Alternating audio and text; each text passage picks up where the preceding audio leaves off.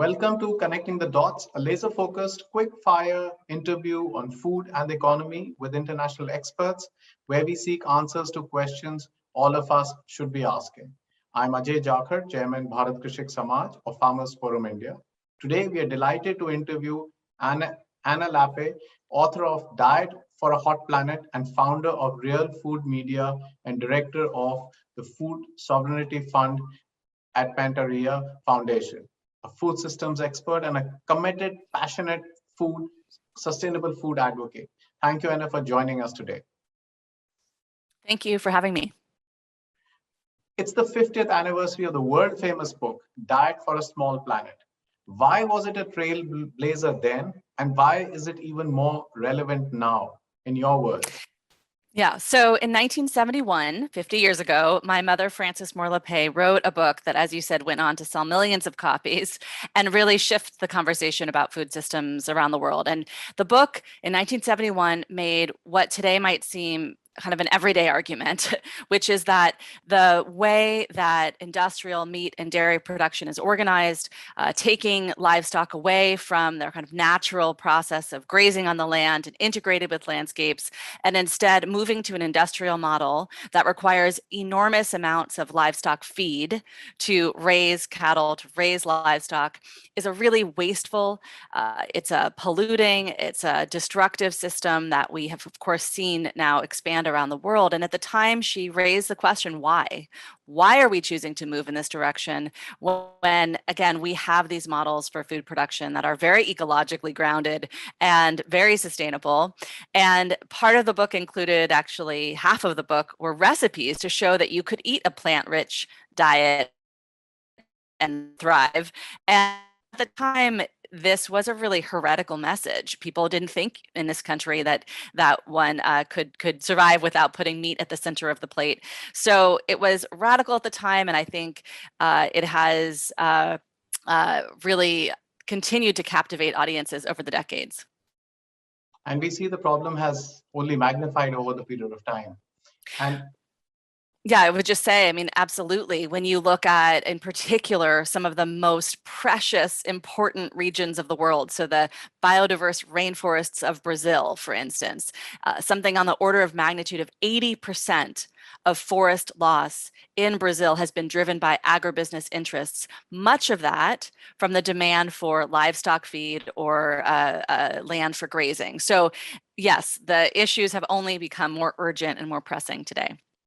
And that's why the phrase vote with your dollar has been used to drive attention to conscious consumerism. Talk us through this concept, please, and tell us how and where it has worked, because this is the future. You have to get consumers on to become activists. Sure. So vote with your dollar is so critical because, every day, many of us around the world are making choices about where we spend our money, and we can try to align those choices with the needs of the planet for more sustainable food supply chains and other supply chains. So, personally, when it was time for me to replace my old broken down stove in my kitchen, I could choose to kind of vote with my dollar for getting gas out of my home and choose an induction stove. And those are just, one example of a kind of consumer choice we make. Food, of course, is a choice we make every day. What food we eat, what food, who we're supporting when we make food choices. But I would kind of argue that in addition to the vote with the dollar message is kind of the corollary that we as individuals making those choices in the marketplace, we are just a whisper in the supply chain.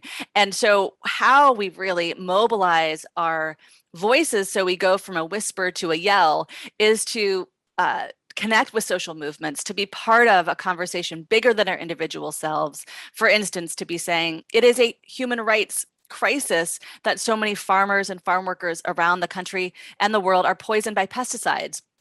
Let's mobilize our voices beyond just choosing organic at the grocery store to make sure that we have regulations on the books to protect farmers and farm workers from pesticides and all of us from the exposure to pesticides, for instance. And the final note I'll make about the vote with your dollar message, which I think is important, is that our individual choices should always be seen as kind of the beginning, not the end of how we are engaging with trying to change systems. And the other final note I'd say is that unfortunately for so many of us, we don't have real choice in the marketplace to really express ourselves with our vote, with those dollars. And so that's where we always want to marry the conversation about consumer action and consumer choice with the conversation about how to change the food environments or the other kind of marketplace environments that we, oops, shit.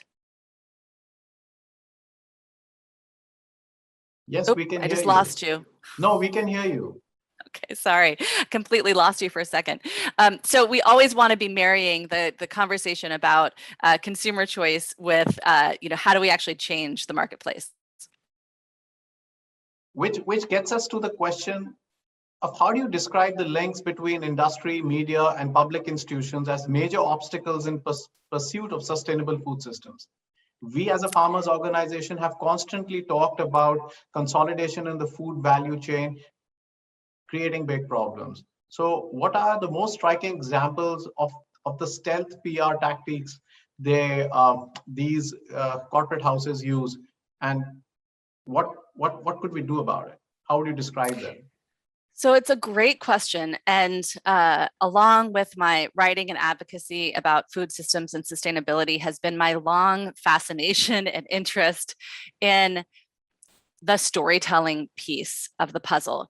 Why do we believe what we believe? Where have we gotten our information from? And as part of that curiosity, I have dug into the public relations machine of the food industry. So looking at the ways in which companies shape our understanding of food beyond just the obvious. They market to us. I think Coca-Cola spent something like $5 billion last year to market their products to us. That's obvious. We see the ads. But what is more concerning to me and really insidious are these stealth tactics that companies use to shape our understanding of food systems. And I'll give you, I think, a really powerful example of this. But is the funding of what are called astroturf organizations. So they're organizations that to you and me might seem like farmers organizations or consumer organizations, but they are fully developed and funded by a public relations effort and by a company. So a recent example out of the EU was an organization called Freedom to Farm. I don't know if you ever heard of it, but it emerged around 2015, when the EU was debating whether they would reauthorize across the EU the use of the weed killer known as Roundup, or glyphosate is the active ingredient, glyphosate-based herbicide. So governments were debating, should we reauthorize this? What are the health concerns? One of the world's preeminent cancer research organizations just identified glyphosate as a probable human carcinogen. So this was a hot public debate. And at the time, we saw the emergence of this group in the EU called Freedom to Farm. And it looked to everyday people like farmers around the EU saying, we absolutely need this chemical. Without it, we can't farm. It'll impact our productivity. Well, it turns out Freedom to Farm was an effort 100% funded by PR companies that had been paid for by the chemical company producing this weed killer, which was Bayer, and farther back was Monsanto. Bayer had bought Monsanto by that point. And so this effort, it ended up involving 4 different PR firms. They engaged in 7 different countries. They had a staff of almost 40 people, full-time people, working on this campaign. And it's just one example, but I think it's a powerful one because, again, to everyday people in the EU, even to many policymakers, they heard the voices of these people and they thought, wait a second, these are farmers. They're speaking to us. We care about farmers. We want them to be able to produce. But what they didn't know is these were not actually who they thought they were. It was actually a public relations campaign by industry. And I think that exposing that kind of misinformation and those stealth tactics is a really critical part of having policy making that actually reflects the public interest, including and especially the interest of farmers. We have many organizations like that in India, which are funded by specific industries, and they call themselves farmers. They project themselves as farmers. They give out big advertisements for tobacco industry and things like that. But just two more questions. One is you have often stated that even if the world succeeds in capping fossil fuel emissions, if we fail to do so for the food system emissions, we are not going anywhere. We are still where we are. So what is the serious strategic thinking on this? And what about agroecology and social movements fitting into this strategy? Yeah, well, that's another great question. And I started looking into the food and climate links many years ago when I wrote my last book, Diet for a Hot Planet. And what I've tracked since then is just an incredible body of research from around the world that really helps us understand now that the food systems, and so that's everything from what happens on the farm to processing to packaging to food waste, contributes 37% of all of the world's climate emissions. And that comes from carbon dioxide emissions, nitrous oxide emissions, methane, 37%. A significant piece of the troubling pie that is careening us on this course to really absolute planetary climate instability. And so experts are now telling us that if we only focus on electrification and we only focus on the energy sector, that we will actually blow through our carbon budget. And so the story that it's really important for people to understand is not that none of that other work is important. Of course, all of it is. But when we're talking about climate action, we need to put food on the table too. We need to be talking about food systems reforms.